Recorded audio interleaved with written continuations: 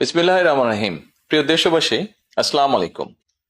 আজকে আমি আপনাদের সাথে একটি বিষয় নিয়ে খুব সংক্ষেপে দুটি কথা বলতে চাই।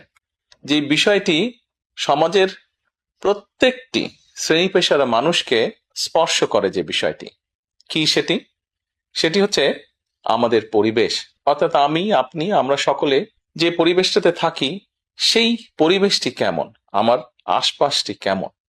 আপনারা নিশ্চয়ই অধিকাংশ ক্ষেত্রে খেয়াল করে দেখেছেন, আমরা ঢাকা শহরের যে কোনো রাস্তাঘাটই হোক, যে কোনো এলাকাই হোক, যে কোনো জেলা শহরের এলাকাই হোক, রাস্তাঘাট হোক, এমনকি উপজেলা পর্যায়েও ক্ষেত্র বিশেষে বিভিন্ন গ্রামগঞ্জেও আমরা দেখেছি যে যেখানে বাজার ঘাট বা রাস্তা চলাচলে বেশি, সেই জায়গাগুলোতে চারিদিকে একটা জিনিস খুব পরিষ্কারভাবে চোখে পড়ে, যেটি আমরা যখন ছোট ছিলাম, আজকে থেকে 40 বছর আগে, 30 বছর আগে দৃশ্যটা এমন ছিল না, কিন্তু বর্তমানে দৃশ্যটা এইরকম। সেটা কেমন?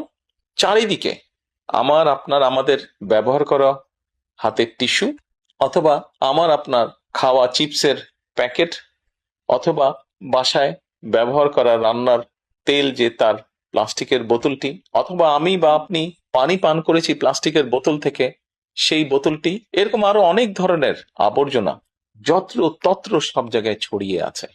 কোনো জায়গায় একটু বেশি জমা হয়ে আছে, অথবা যত্র তত্র লোকালয়ে চারিদিকে ছড়িয়ে আছে। চিন্তা করে দেখুন তো, আপনার ঘরে, যে ঘরটিতে আপনি থাকেন, যে বাসাটিতে আপনি থাকেন, যদি চারিদিকে এমন টিস্যু ছড়িয়ে থাকতো, যদি চারিদিকে এমন আবর্জনা ছড়িয়ে থাকতো, আপনার কাছে কি ভালো লাগতো দেখতে? নিশ্চয়ই না, আমাদের কারো কথাই ভালো লাগতো না। কবি তো সুন্দরভাবে লিখেছেন, সবুজ শস্য শ্যামলা আমারে ভুবন। তো আসুন না, আমরা কেন আমাদের পরিবেশটাকে সুন্দর করতে পারবো না?